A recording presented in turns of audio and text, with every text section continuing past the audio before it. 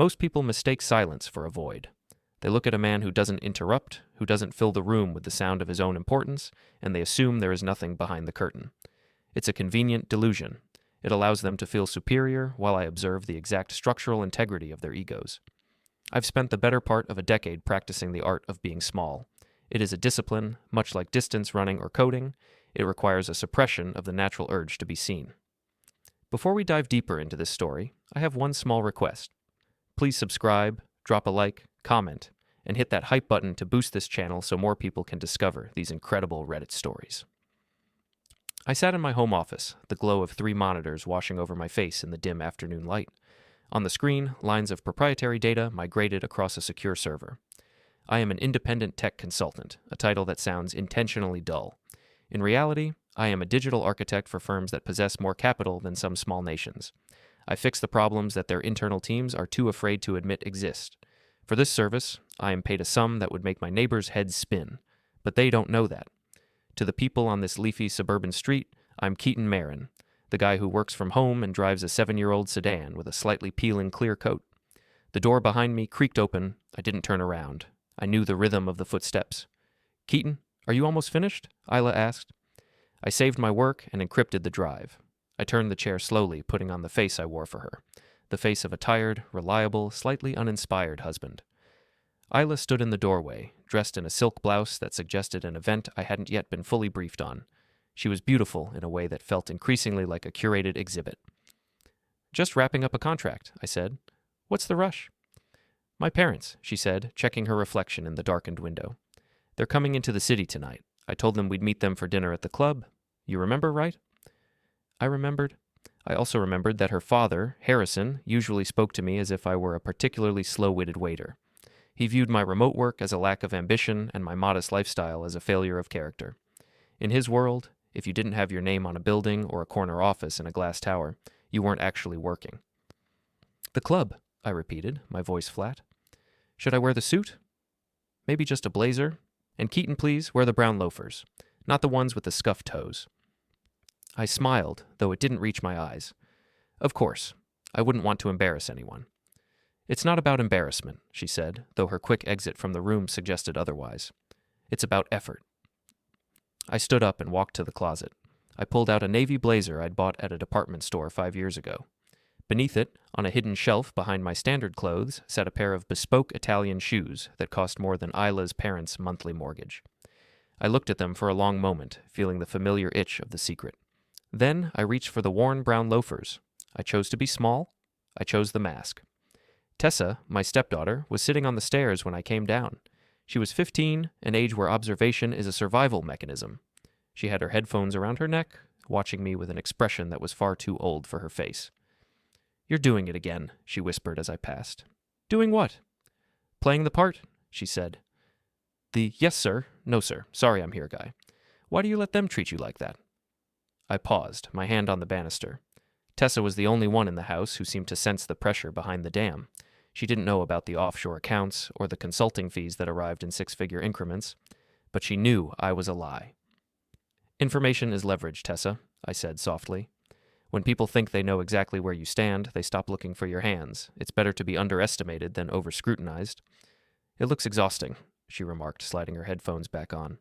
"It's a long game," I replied. The drive to the city was filled with Isla's nervous chatter. She talked about her mother's new charity project and her father's recent frustrations with his firm. She was a bridge builder, always trying to span the gap between the man she married and the expectations of the family she came from. She didn't realize the bridge was built on a foundation of sand.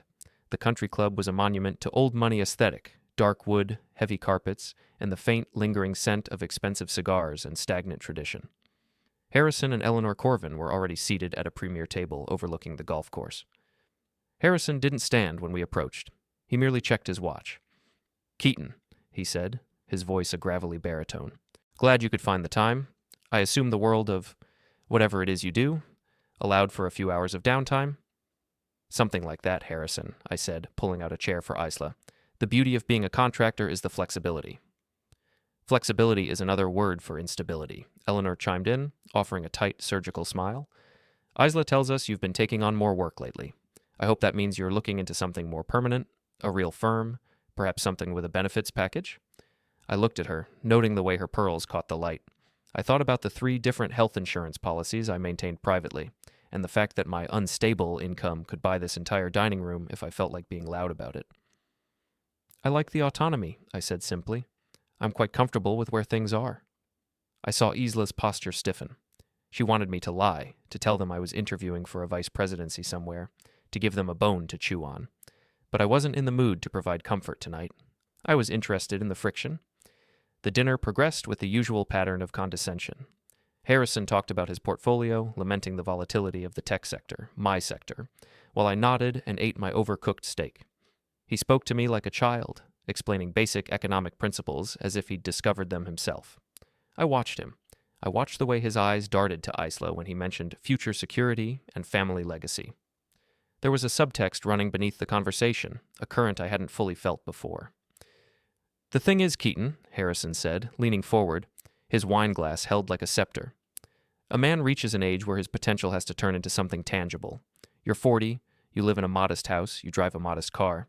That's fine for a bachelor, but my daughter deserves a certain level of, let's call it, visibility.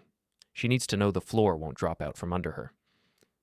I assure you, the floor is quite solid, I said. Is it? Eleanor asked. Because Isla mentioned spends a lot of time in that office, but we don't see the results. It makes one wonder if you're actually working or just occupying space. I felt the familiar heat in my chest, the cold, sharp clarity that comes when the disrespect becomes a tactical error. They were pushing because they thought I had nowhere to retreat to.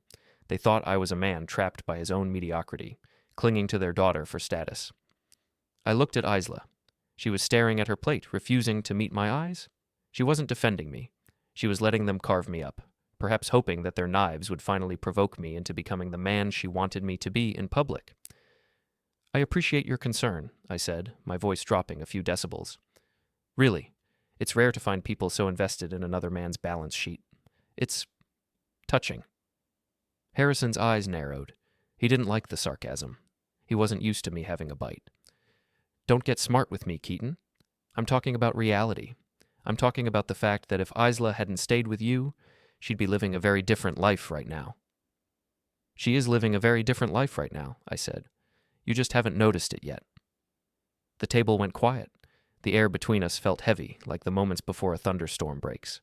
For the first time, I let the mask slip, just a fraction. I didn't raise my voice. I didn't show anger. I simply looked at Harrison with the same cold, analytical gaze I used when I was dismantling a failing security system. I saw him for exactly what he was, a man whose power was entirely dependent on the perception of others. What is that supposed to mean? Eleanor asked, her voice trembling slightly. It means that I've spent a long time being exactly what you expected me to be, I said, and it's been very educational. I've learned exactly how you treat people you think you don't need. I stood up before the dessert arrived. I didn't wait for Isla. I knew she would stay to apologize for my behavior, to smooth things over, to tell them I was just stressed. Let her. I walked out of the club, the cool night air hitting my face like a tonic. I got into my old car and sat there for a moment, my hands gripping the steering wheel. I could feel the shift. The dinner hadn't just been an exercise in vanity. It had been a confirmation. They were looking for a way to push me out, to replace me with someone who fit their aesthetic, and Isla was playing both sides of the fence. I pulled my phone from my pocket and logged into a secure terminal. With a few taps, I checked the hidden camera I'd installed in our home office, the one Isla didn't know about. I saw the light on her laptop upstairs. I saw the logs of her recent calls. One name appeared more frequently than the others, a name from my past. A man who knew exactly how much I was worth, and who had every reason to want a piece of it. I already knew this dinner would change everything. I just didn't know who would blink first. But as I watched the data stream across my phone, I realized the game had already started. They thought they were the ones holding the cards, but they were playing in a room I had built, under lights I controlled. I put the car in gear and drove home in the dark. The silence wasn't a void anymore. It was a weapon. The drive home from the club was a study in atmospheric pressure. Isla sat in the passenger seat, her silhouette illuminated intermittently by the rhythmic sweep of streetlights. She didn't speak, which was her way of registering a grievance without having to defend the logic of it. I kept my eyes on the road, maintaining a steady, unremarkable speed. I was thinking about the way Harrison's jaw had tightened when I mentioned his lack of observation. He wasn't used to being analyzed. He was used to being the analyzer. When we stepped through the front door, the house felt different. Usually, our home was a neutral zone, a place of soft edges and domestic routine. Tonight, it felt like a stage where the props had been moved. I went straight to the kitchen to pour a glass of water. I could hear Isla pacing in the living room, the sharp click of her heels on the hardwood acting as a metronome for her brewing frustration. "You were incredibly rude, Keaton," she said, appearing in the doorway.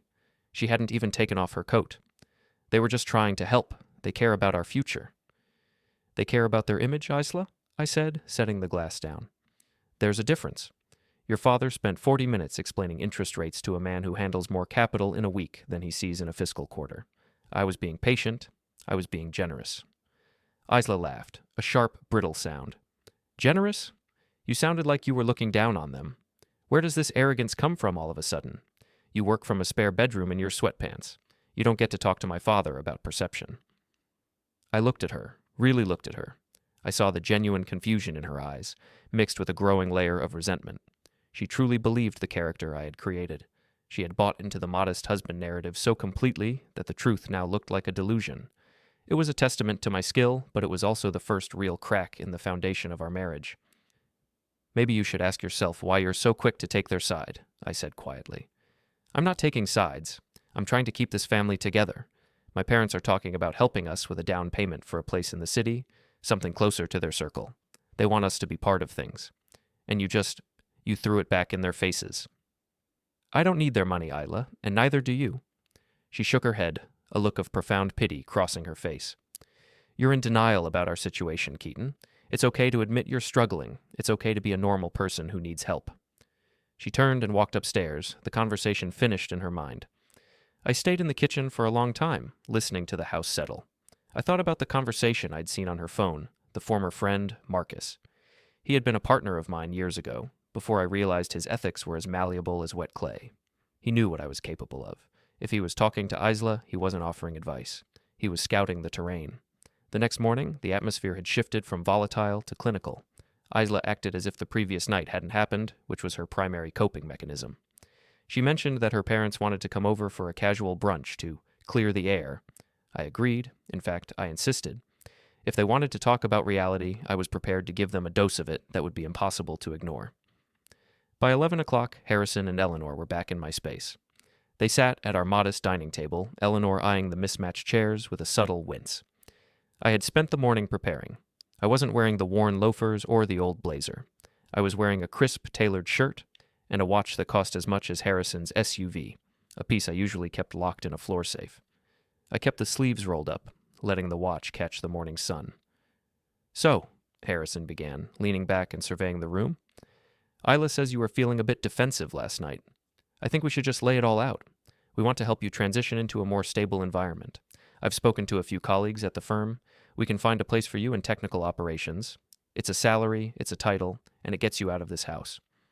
I leaned forward, mirroring his posture. "I appreciate the thought, Harrison. Truly. But I think there's a fundamental misunderstanding regarding my stability. You seem concerned about my ability to provide for Isla." "Concerned is a mild word," Eleanor said. "We see how you live, Keaton. We see the sacrifices Isla makes. She doesn't have the things her peers have." I smiled. It was a slow, deliberate movement. "Isla has everything she asks for. The reason we live here is because I value privacy over performance. But since we're talking about numbers, let's talk about them." I reached into my pocket and pulled out a series of printed statements. I hadn't included account numbers, only the bottom lines. I slid them across the table toward Harrison. "This is the liquid capital currently held in my primary business account," I said, pointing to the first sheet. "It's from a 3-month contract I finished in October. And this," I slid the second sheet, "is the dividend yield from my private equity holdings over the last 2 years." Harrison picked up the papers, his brow furrowed in a practiced expression of skepticism. But as his eyes traveled down the page, his posture changed. The skepticism vanished, replaced by a blank, stunned silence. He looked at the numbers, then at me, then back at the numbers. This can't be right," he muttered. "This is millions, Keaton. You're telling me you're sitting on this kind of liquidity while living in this neighborhood?" "I'm telling you that I don't need a job at your firm, Harrison," I said, my voice calm and even.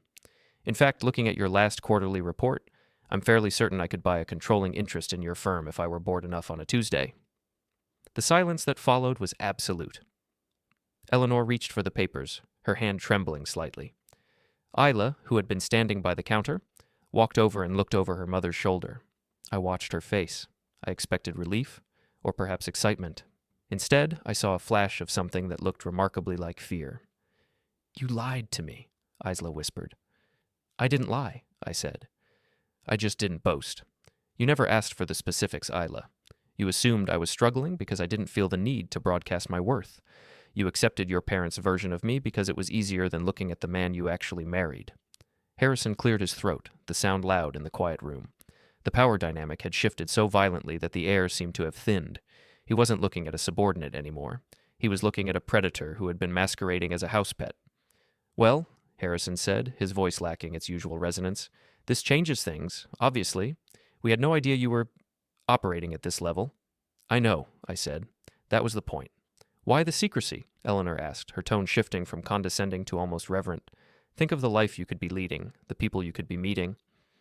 "I meet the people I want to meet," I replied, "and I lead the life I want to lead. I find that when people know you have money, they start to develop a very specific kind of hunger. They stop seeing you and start seeing a solution to their problems. I prefer to be seen as a man, not a bank." The rest of the brunch was an exercise in awkward transition. Harrison tried to pivot to business talk, attempting to treat me as a peer, but the effort was clumsy. He was trying to figure out how to leverage this new information. Eleanor began talking about upscale neighborhoods again, but this time it wasn't about helping us. It was about finding a place that suited our stature. Isla remained quiet. She moved around the kitchen with a stiff, robotic grace. Every time her eyes met mine, she looked away. I had taken away her narrative. I had taken away her role as the long-suffering wife who was making it work with a difficult husband. I had revealed that her pity was misplaced, and for someone like Isla, that was a profound injury. When they finally left, the house felt vacuum-sealed. The tension was palpable. Isla began clearing the table, her movements sharp and aggressive. "You should have told me," she said, her back to me. "Would it have changed how you felt about me?" I asked. "Or just how you acted around me?" "That's a cruel thing to say." "It's an honest question, Isla. You spent the last 3 years letting your parents treat me like a failure. You let them talk down to me at every holiday, every dinner. You never once stood up and said, 'Actually, Keaton is doing fine.' You liked the idea of me being the underdog. It gave you the high ground." She turned around, her eyes bright with unshed tears. "I didn't know, Keaton. How was I supposed to defend a ghost? You kept your life a secret from me. That's not a marriage. That's a hostage situation." "I kept the money a secret," I corrected. "I never kept myself a secret. My character didn't change because there are more zeros in the bank. I'm the same man I was yesterday. The only thing that changed is your perception of my value." She didn't have an answer for that. She walked out of the room, heading upstairs to her sanctuary. I didn't follow her. I went to my office and locked the door. I sat at my desk and pulled up the monitoring software.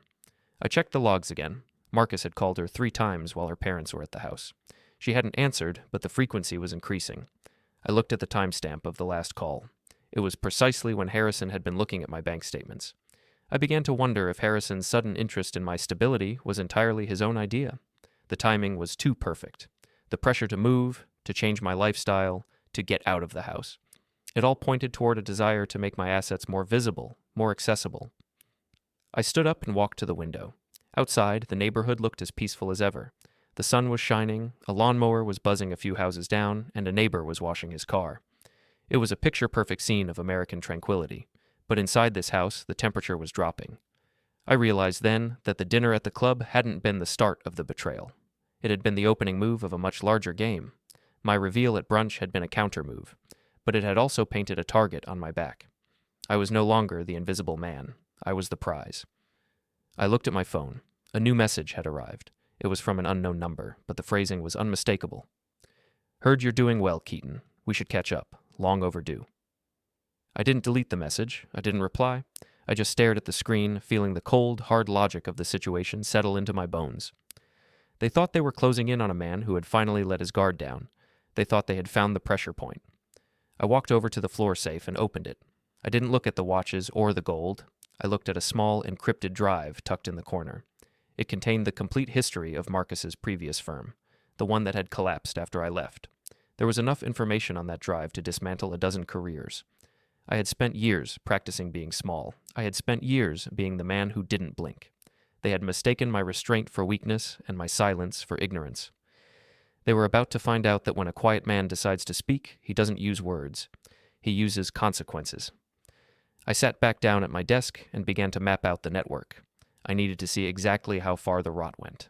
I needed to know if Isla was a victim of the manipulation or a participant in it. The thought of her being complicit didn't hurt as much as I expected it to. It just felt like another data point to be processed. As the sun began to set, casting long, distorted shadows across the office floor, I realized that the house was too quiet. No footsteps upstairs, no sound of the television. I got up and walked to the hallway. Isla's car was gone. She hadn't said a word. I went back to the office and checked the GPS tracker on her vehicle. She wasn't at her parents' house. She was heading toward a hotel in the city, the same hotel where Marcus always stayed when he was in town. I watched the little red dot pulse on the screen. My heart rate didn't change. My breathing remained steady. I reached for a notepad and wrote a single line at the top of the page. Phase 1 complete. I didn't go after her. I didn't call. I simply sat in the dark and waited for the next move. The room was quiet, but it wasn't a void. It was an engine, and I was finally turning the key. I have always found that the most effective way to observe a person is to stop asking them questions. When you stop asking, people feel an instinctive need to fill the silence with justifications. They begin to perform. I sat in the darkened living room long after the red dot on the GPS had come to a rest at the downtown Marriott. I didn't call Isla. I didn't text her to ask when she would be home. I simply watched the house function without her, a machine missing a secondary gear. Tessa came down around 9 o'clock, looking for a snack. She stopped when she saw me sitting in the chair, the only light in the room coming from the digital clock on the microwave. She didn't look surprised. She looked like she had been waiting for the other shoe to drop for years. "Mom's not coming back tonight, is she?" she asked, her voice flat, devoid of the usual teenage theatrics. "She's staying in the city," I said. "She needs some space to think after the conversation we had with her parents." Tessa leaned against the counter, crossing her arms. "You showed them, didn't you? Whatever it is you actually do." I saw my grandmother's face when she left. She looked like she just found out the gardener owned the estate. "Something like that," I admitted. "You should have kept it a secret," Tessa said, picking up an apple and turning it over in her hands. "People like them don't handle reality well.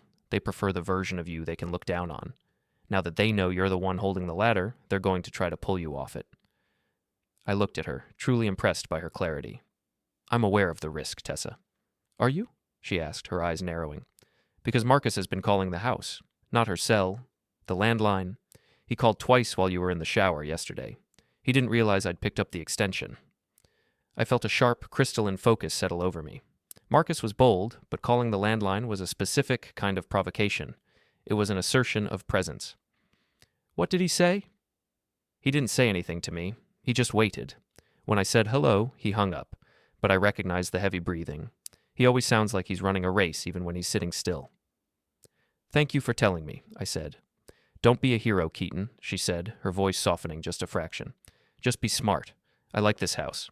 I like my school. Don't let them ruin it." After she went back upstairs, I returned to my office. The investigation phase required a different kind of mindset, not the creative architecture of my work, but the forensic analysis of a breach.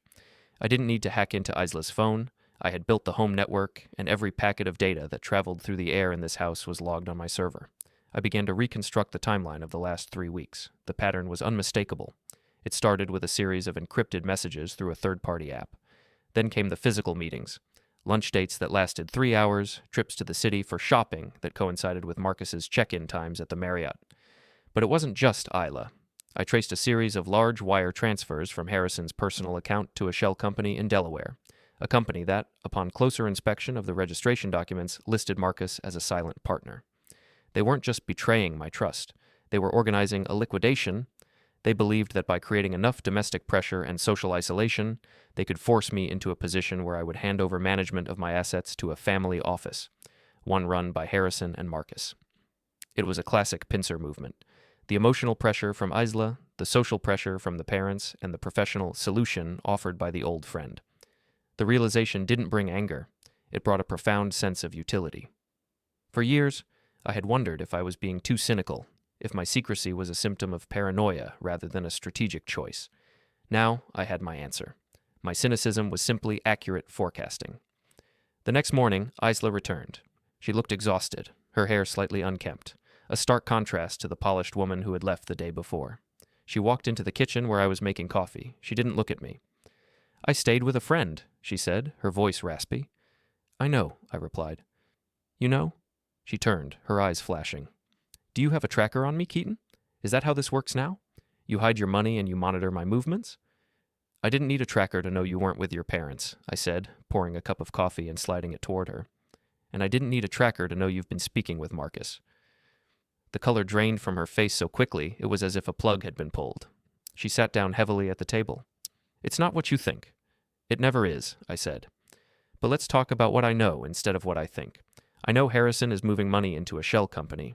I know Marcus is the one holding the bag. And I know you've been the one providing them with the details of our domestic life to help them find the right leverage point. Did they tell you what your cut would be, Isla, or were you doing this for the family legacy?" "He told me you were in trouble," she cried out, her voice cracking. "Marcus called me months ago. He said you were involved in something illegal, that your income was coming from somewhere dangerous.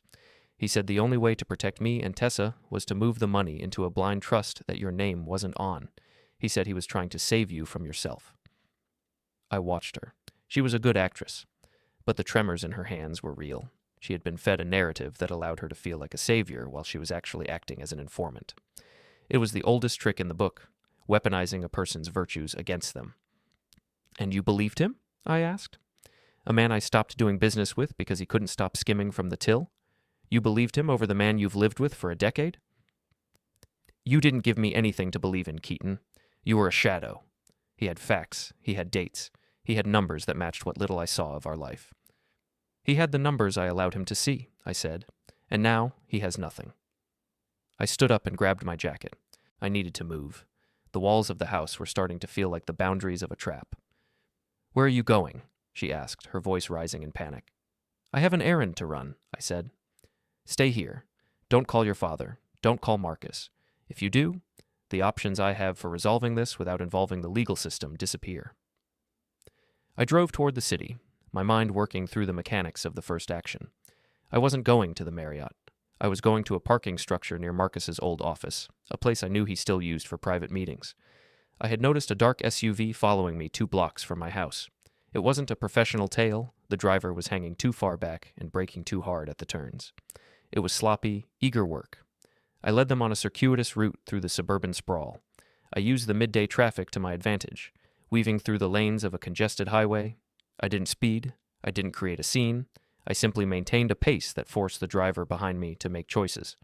Every time they thought they were closing the gap, I would slip behind a slow-moving truck or take an exit only to loop back on the service road. It was a psychological exercise. I wanted the driver to feel the frustration of the pursuit. I wanted them to realize that I knew they were there. In the rearview mirror, I could see the silhouette of a man in the driver's seat, his posture tense. He wasn't a professional. He was likely a low-level associate of Marcus, someone hired to keep tabs on the quiet tech guy. I eventually pulled into a multi-level parking structure in the heart of the business district. It was a brutalist concrete maze, filled with the echoes of engines and the smell of exhaust. I drove up to the 4th level, which was mostly empty this time of day. I parked in a corner spot, turned off the engine, and waited. 3 minutes later, the dark SUV crested the ramp. It slowed as it approached my car. The driver didn't park. He lingered in the aisle, the engine idling with a low, predatory hum. I didn't get out. I didn't look over. I pulled out my phone and began scrolling through a list of Marcus's current clients, the ones I had identified through the Delaware Shell Company. The SUV finally pulled into a spot 3 spaces down. The driver's door opened and a man stepped out. He was younger than me, wearing a cheap suit and an expression of manufactured toughness. He started walking toward my car, his hand in his pocket. I opened my door and stepped out before he reached the midpoint. The suddenness of my movement made him pause. I am not a physically imposing man, but I have a way of standing that suggests I am much heavier than I look. I closed the door with a solid thud and leaned against it, crossing my arms. "You're going to need to replace your brake pads soon," I said, my voice echoing in the concrete cavern. "You're riding them too hard on the turns." The man blinked, his bravado flickering.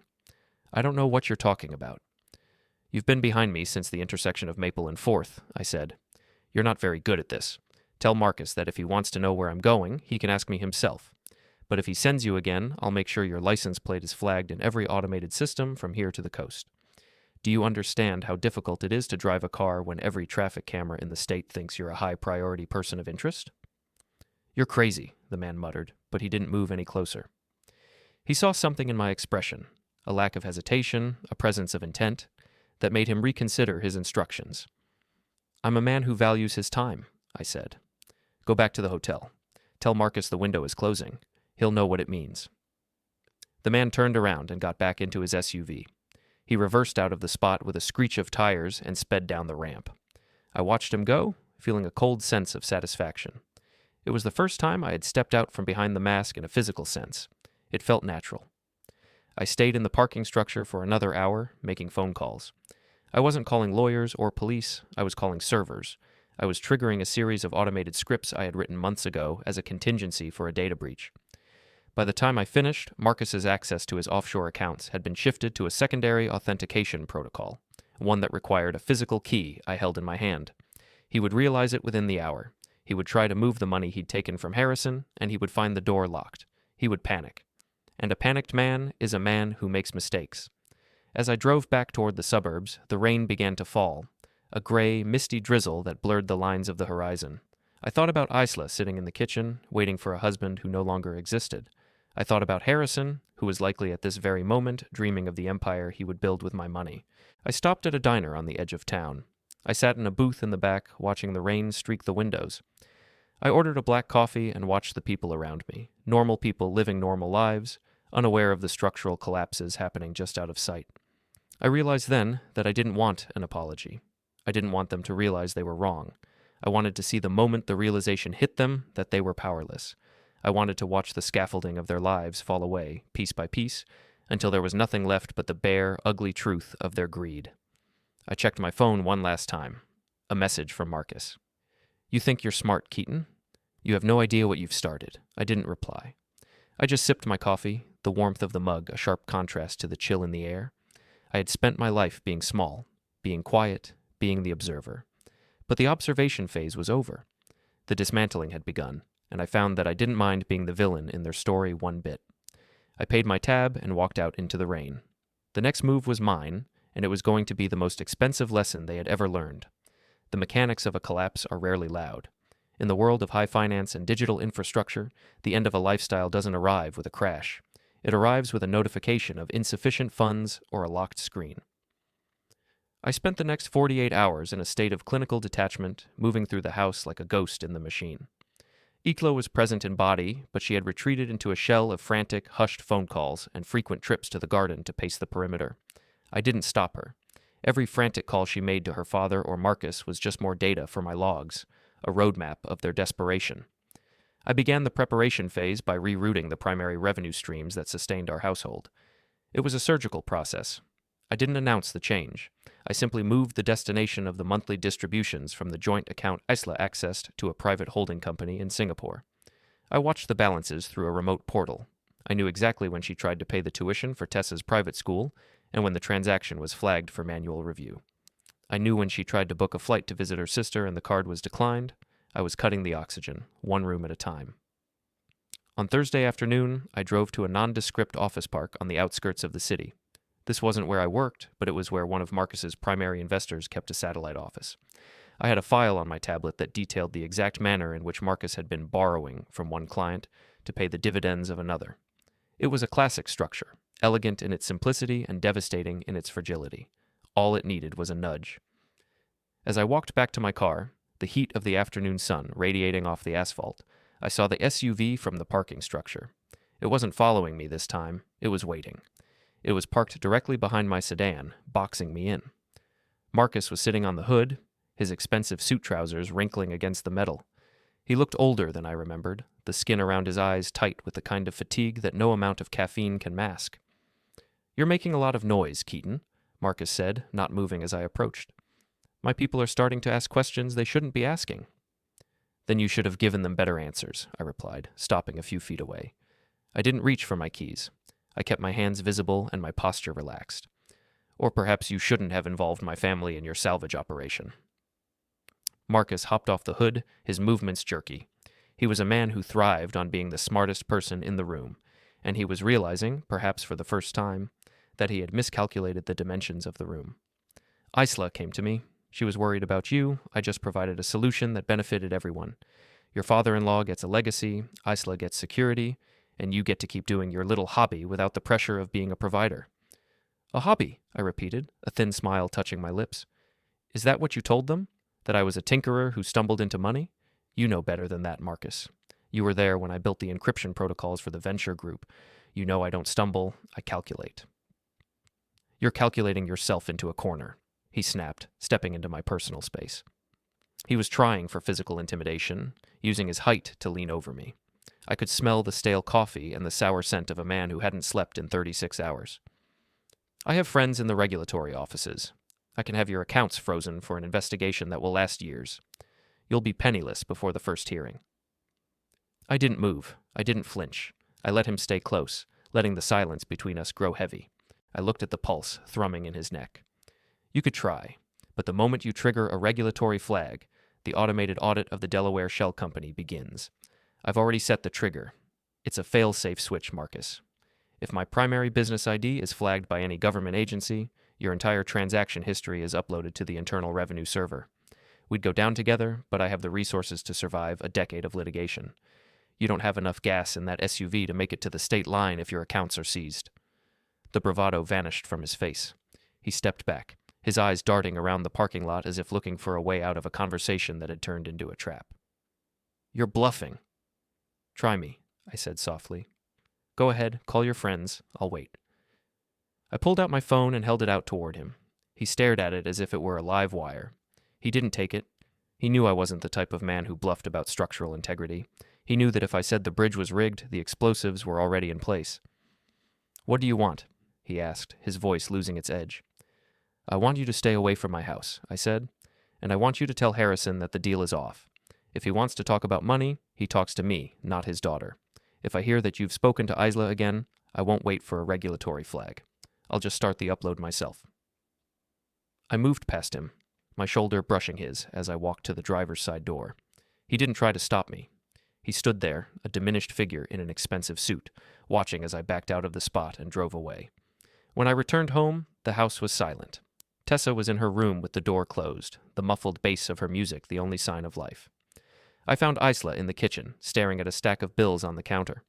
She looked up as I entered, her expression a mixture of anger and a growing, desperate realization.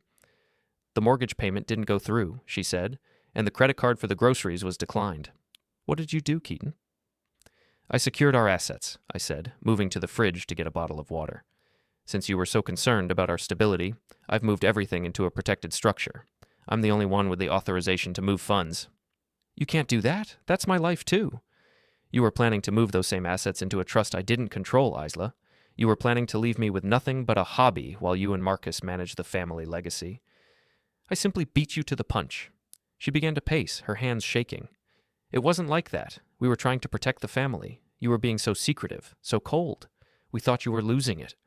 No, I said, turning to face her. You thought I was weak. You thought that because I didn't shout and I didn't brag, I was someone who could be handled. You mistook my silence for a lack of resolve. That was your mistake. Harrison's mistake was thinking he could outsmart a man who builds systems for a living. You're a monster, she whispered, tears finally spilling over. You're sitting here watching us struggle and you don't even care. I care about the truth, I said. And the truth is that you are willing to betray the man you sleep next to for a version of a life that was offered to you by a con artist and a failing patriarch. I didn't start this fire, Isla. I'm just the one making sure it doesn't spread to the things I actually value. She fled the room, the sound of her sobbing echoing down the hallway. I stood in the kitchen, the late afternoon light casting long orange shadows across the floor. I felt a strange sense of clarity. For years, I had tried to fit into the mold they had created for me. I had tried to be the husband Isla wanted, the son-in-law Harrison could tolerate. I had suppressed the sharper edges of my personality to keep the peace. But the peace was a lie. It was a temporary truce maintained by my own self-effacement. Now that the mask was off, I felt a lightness I hadn't known in years. I wasn't the victim of their betrayal. I was the architect of their consequences. That evening, as I was working in my office, there was a quiet knock on the door. I expected Isla, but when I opened it, Tessa was standing there. She held a small, leather-bound notebook in her hands. "I found this in the guest room," she said, handing it to me. "Mom dropped it when she was packing a bag for her trip to the city the other day." I took the notebook and opened it. It was a journal, but not a personal one. It was filled with dates, dollar amounts, and notes in Isla's handwriting. It was a log of my movements, my packages, and the hours I spent in the office. It was a dossier. But as I flipped to the back, I saw something that Isla hadn't mentioned. There were notes from conversations she'd had with her father, conversations where she was arguing against Marcus. She had written, "H. Keeps pushing the trust idea. I don't think K is in trouble. I think they just want the money. If I don't play along, H says he'll cut us off. I'm scared. I don't know who to trust." I looked up at Tessa. She was watching me, her expression unreadable. "She's not who you think she is, Keaton," Tessa said, "but she's also not who they think she is. She's just caught in the middle of two men who want to own everything." "Why are you showing me this now?" I asked. "Because I don't want you to destroy everything just to prove a point," she said. "Revenge is just another way of letting them control you. If you go through with whatever you're planning, there won't be anything left to come back to." "Maybe I don't want to come back," I said. Tessa looked at me for a long time, then turned and walked away. I went back to my desk and stared at the notebook. The narrative I had built, of a husband betrayed by a greedy wife, was starting to show its own cracks. Isla wasn't a lead architect of the betrayal. She was a frightened woman being squeezed by a father she couldn't please and a husband she didn't understand. But the realization didn't change the facts. Harrison and Marcus were still moving. The pressure was still mounting. If I stopped now, if I let my guard down, they would finish what they started. I looked at the screen, at the final phase of the plan. I had the power to wipe out Harrison's firm by morning. I had the power to put Marcus in a position where he would be answering questions from federal investigators for the rest of his life. I sat in the dark, the glow of the monitors the only light in the room. I thought about the look on Marcus's face in the parking lot. I thought about Isla's sobbing in the hallway. And I thought about the words in the notebook. I accepted that I was the villain in their story. I accepted that there would be no redemption, no tidy ending where everyone understood each other. The fire was already burning.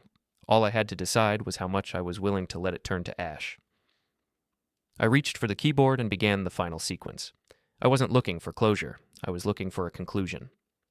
The atmosphere in the house had reached a state of frozen equilibrium. It was the silence of a structure whose weight-bearing walls had already been compromised, waiting for the final gust of wind. I spent the morning watching the digital fallout of the commands I had issued the previous night. It was a clean, bloodless dismantling. Harrison's firm was experiencing a sudden, inexplicable liquidity crisis as several of his major silent partners, men I had quietly contacted with proof of Marcus's mismanagement, began withdrawing their support simultaneously. I sat in my office, the door locked, watching the social and financial architecture of the Corvan family buckle. I had not used force. I had simply used the truth as a solvent. By 10 in the morning, Harrison's private line had called my house 12 times. I didn't answer. I didn't need to hear his voice to know the register of his panic.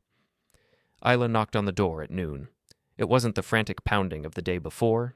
It was a slow, defeated tapping. I stood up and turned the key. She was standing there with a suitcase, her face pale and drawn. "My father is losing everything, Keaton," she said, her voice a hollow whisper. "He called me an hour ago. He was crying. He said someone leaked the internal ledgers to the board.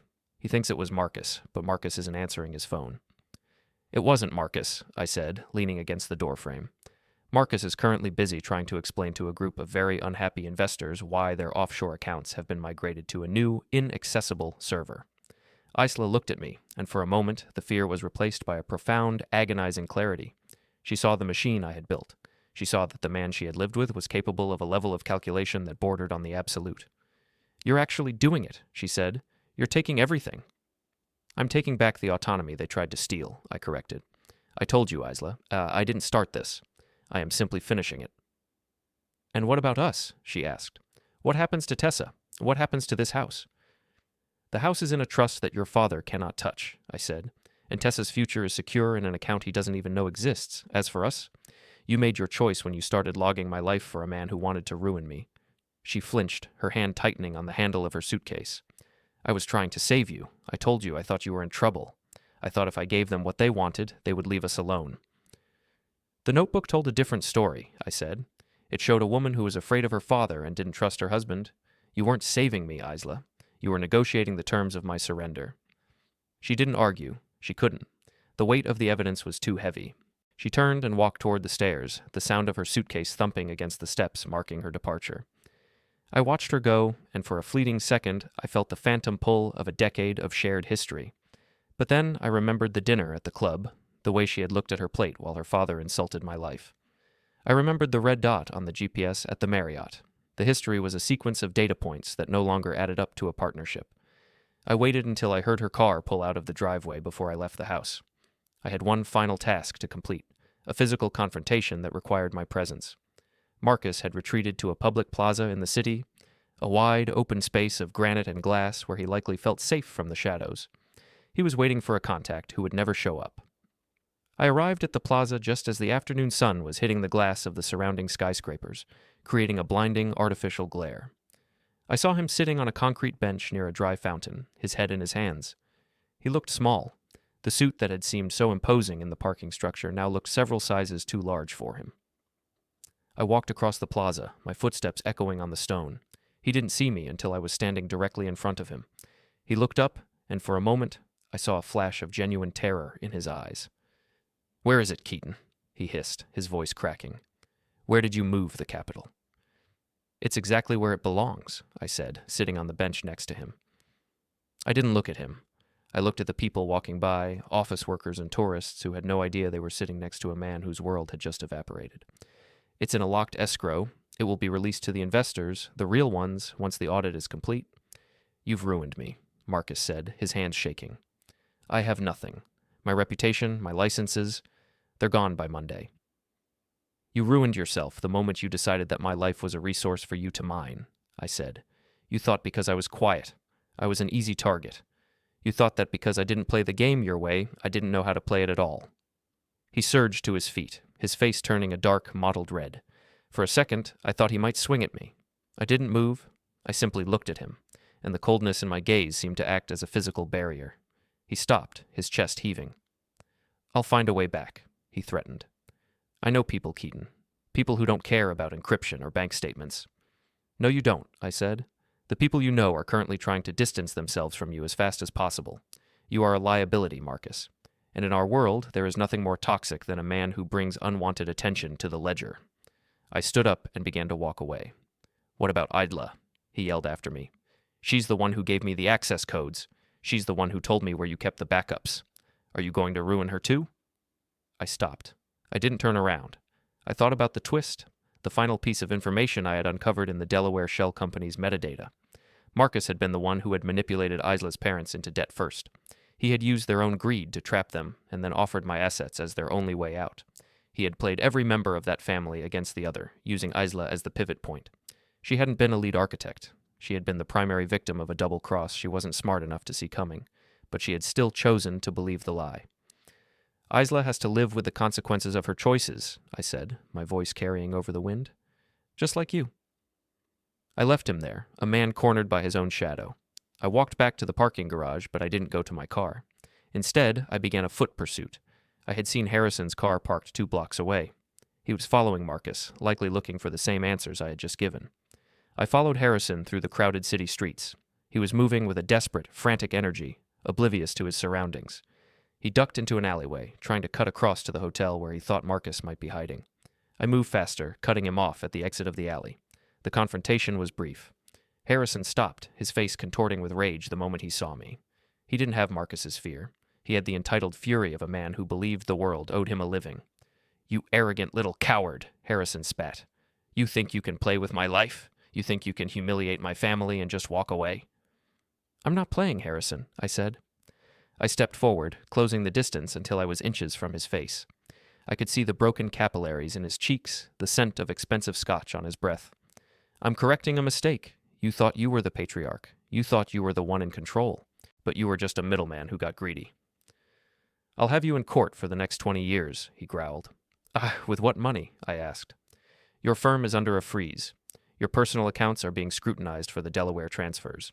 You don't have a lawyer, Harrison. You have a public defender and a lot of very angry creditors." I watched the realization sink in. It was a slow, agonizing process. The bravado drained out of him, replaced by a gray, sagging defeat. He looked at me, and for the first time, he saw me. Not as the quiet husband, not as the independent consultant, but as the man who had systematically dismantled his existence without ever raising a hand. "Why?" he whispered. "Because you didn't think I would," I said.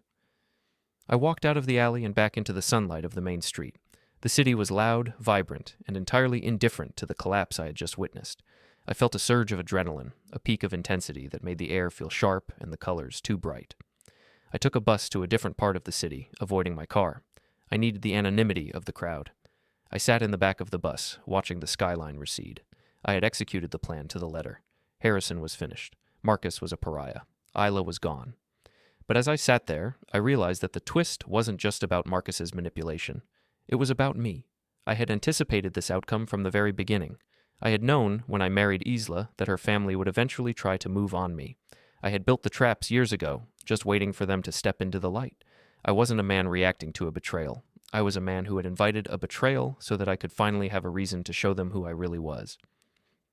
I got off the bus near a small park on the river. I sat on a bench and pulled out my phone. One final message was waiting for me. It was from Tessa. "They're gone. The house is quiet. I'm going to stay with my aunt for a while. I hope you found what you were looking for." I deleted the message. I looked out at the water, the dark surface reflecting the lights of the city. I had lost a family, a home, and a life I had carefully cultivated for a decade. But as I sat there, watching the tide come in, I felt a sense of completion that outweighed the loss. The fire had burned everything to the ground, just as I had intended, and in the ashes there was finally enough room to breathe. I stood up and started walking. I didn't have a destination, and I didn't need one. The game was over. The scores were settled. And for the first time in my life, I didn't have to be small. The finality of a decision is often found in the absence of noise. I returned to the house one last time, not to reclaim it, but to witness its transition into a relic. The driveway was empty. The neighborhood was bathed in the pale, artificial glow of high-pressure sodium lamps. Inside, the air was stagnant, holding the faint scent of Isla's perfume and the lingering ozone of my server racks. I didn't turn on the lights. I moved through the rooms by memory, a ghost navigating the architecture of a former life. I went to my office and sat at the desk. The monitors were dark now, the cooling fans silent. I had already wiped the local drives and encrypted the cloud backups. There was nothing left in this room that belonged to the world of Keaton Merren, the underestimated husband. I reached under the desk and pulled out a small, heavy case. Inside was the hardware key that controlled the final distribution of the assets I had recovered from Marcus's botched offshore scheme. A floorboard creaked in the hallway. It wasn't the tentative step of a child or the weary gait of a woman. It was a heavy, deliberate footfall. I didn't reach for a weapon. I didn't feel a surge of panic. I simply waited, my hands resting flat on the mahogany surface of the desk. Harrison stepped into the doorway. He was still wearing the suit from earlier, but it was disheveled, the tie loosened, the collar stained with perspiration. He looked older than the walls of the house. He held a heavy glass of amber liquid in one hand, the ice clinking against the rim with a rhythmic, nervous tremor. "I knew you'd come back for the electronics," Harrison said, his voice a low, gravelly rasp. "A man like you can't exist without his wires and his codes." "I came back to close the door, Harrison," I said. "You shouldn't be here. The locks will be changed by morning, and the title is already in the process of being transferred to a third-party management firm." He let out a short, jagged laugh and walked into the room, leaning against a bookshelf. "You think you've won. You think because you shifted some numbers on a screen and embarrassed me in an alleyway, you've achieved something, but look at this place. It's a tomb. You've successfully scrubbed your life of everyone who ever looked at you." "Everyone who looked at me and saw a resource," I corrected. "There is a difference between being seen and being appraised. You and your family never stopped appraising me. You were just upset when the valuation didn't favor you." Harrison took a long pull from his drink. His eyes were bloodshot, fixed on me with a desperate, searching intensity. He was looking for a sign of regret, a flicker of the man who used to apologize for being in the way. He found nothing but a polished, impenetrable surface. "Isla is at her mother's," he said. "She's a wreck. She keeps asking how she could have missed it, how she could have lived with a person for 10 years and never noticed the pulse." "She didn't notice because she didn't want to," I said. "She liked the version of me that was safe. She liked the version that made her feel like the stable one." My silence was a mirror, Harrison. She only saw what she brought to the table. He set the glass down on a stack of books with a heavy thud. "And Marcus, he's gone, vanished, probably halfway to a country without an extradition treaty by now. He left me with the debt, Keaton. He left me to answer for the Delaware accounts. That was his plan from the start, I said. He knew your firm was overextended. He knew you were desperate enough to sign anything if it promised a return to the glory days. He didn't need my money to ruin you. He just needed you to believe you could take it. Harrison moved toward the desk, his shadow stretching long and distorted across the floor. He leaned over, his face inches from mine. I could see the fine lines of age and the deep, permanent grooves of a life spent chasing the appearance of power. He was a man who had built his identity on the perception of others, and now that the perception was shattered, he was hollow. "Give me the key," he whispered. "The accounts in Singapore. I know you moved them. Just give me enough to settle the firm's creditors. I'll leave you alone. I'll make sure Isla never speaks your name again. We'll just disappear." I looked at him, and for the first time in the entire ordeal, I felt a genuine sense of pity. Not the kind that leads to mercy, but the kind one feels for a machine that has finally stripped its gears. "It's already gone, Harrison. The funds were returned to the primary stakeholders an hour ago. The Delaware entity is empty. There is no money left to bargain with." The silence that followed was absolute. I could hear the hum of the refrigerator in the kitchen and the distant sound of a siren on the highway. Harrison's face went through a rapid series of transformations, from disbelief to rage, and finally to a flat, vacant acceptance. He stood up straight, his shoulders sagging. "Then there's nothing left," he said. "There is the truth," I replied. "But I suspect you'll find that a poor substitute for a balance sheet." He turned and walked out of the room without another word. I heard the front door open and close, the click of the latch final and decisive. I stayed in the chair for a few minutes, allowing the stillness to settle. I had reached the end of the script. The betrayal had been met with a response so total that it had left no room for a sequel. I stood up and picked up the hardware key. I walked to the kitchen and dropped it into the disposal. I turned the switch, and the sound of metal grinding against metal filled the room for a few seconds before fading back into the quiet. I didn't need the key anymore. The systems were autonomous now. I walked to the front door and stepped out onto the porch. The air was cool and smelled of damp earth and distant wood smoke. I didn't look back at the house. I didn't think about the furniture or the photographs or the 10 years of routines that had defined my existence. Those were the trappings of the underdog mask, and the mask had been discarded. I walked down the driveway to the street. I had a bag packed in the trunk of a different car, one I had rented under a business alias and parked 3 blocks away. I didn't need a map or a destination. I had the resources to go anywhere, to be anyone, or to simply be no one at all. As I walked, I thought about the final line of the journal Tessa had shown me. I don't know who to trust. It was a profound realization, but it was incomplete. The real power didn't come from knowing who to trust. It came from being the person who didn't need to trust anyone.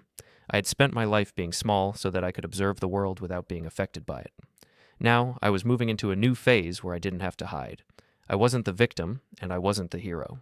I was the person who stayed until the end of the movie to watch the credits roll. I reached the rental car, a silver crossover that looked like every other vehicle on the road. I got in and started the engine. The dashboard lit up, a digital array of information that was entirely under my control. I pulled away from the curb, the tires crunching softly on the asphalt. I drove through the sleeping suburb, past the darkened windows and the manicured lawns. I felt a peak of intensity, a sharp, cold clarity that made every detail of the world seem significant. I wasn't running away. I was moving forward into a space I had cleared for myself. The betrayal was a closed loop. The revenge was a completed equation. The people who had tried to dismantle my life were left with the wreckage of their own. There were no moral speeches to be made, no lessons to be learned by those who refused to see the truth. There was only the decisive act and the silence that followed. I reached the highway and accelerated, the engine humming with a steady, reliable power. The city skyline appeared on the horizon, a cluster of glass and light that represented 1,000 new opportunities for observation. I watched the green signs flash by, exits to places I had never been, roads that led to a future that was no longer a reaction to the past. I adjusted the rearview mirror. I didn't see Isla or Harrison or Marcus. I didn't see the man who had practiced being small. I only saw the road ahead, stretching out into the darkness, lit by the steady, unwavering beam of my own intent. The story was over. The collapse was complete. I took a deep breath of the cold night air and turned toward the city. I was no longer a shadow in someone else's life. I was the light that had revealed the cracks, and I was finally absolutely alone. I pressed the accelerator and felt the car respond, a perfect synchronization of man and machine. The world was wide, the night was long, and for the first time in my life, I knew exactly where I stood. I reached the bridge that crossed the river. the steel girders flashing past in a rhythmic blur. Below, the water was a deep, impenetrable black, moving with a current that didn't care about the structures built above it. I crossed into the city, the lights of the skyscrapers reflecting in the windshield like a galaxy of new data points. I didn't stop. I didn't look back. I simply drove until the house, the betrayal, and the name Keaton Merren were nothing more than a series of fading signals in the distance. The transition was total. The silence was complete.